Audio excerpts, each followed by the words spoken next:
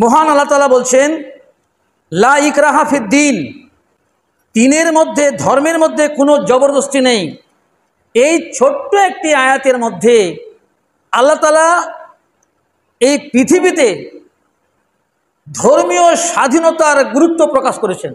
অর্থাৎ পৃথিবীতে যত ধরনের পথ থাকবে, যত ধরনের ধর্মীয় পথ থাকবে, প্রত্যেক ধর্মের মানুষ, প্রত্যেক মতের মানুষ তার নিজ নিজ স্বাধীনতা অনুযায়ী দিন পালন করতে পারবে।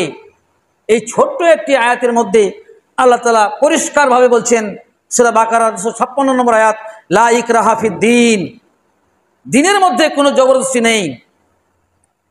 অন্য আয়াতে আল্লাহ তাআলা আরেকবার বলছেন, ফামান শাআ ফালইউমিন ওয়ামান শাআ ফালইয়াকফুর, যার ইচ্ছা হয় বিশ্বাস করবে, ঈমান আনবে, আর যার ইচ্ছা হয় সে বিশ্বাস করবে না, ঈমান আনবে না, তার উপরে কোনো জবরদস্তি, কোনো জুলুমবাজি নাই। এটাই হলো ইসলাম।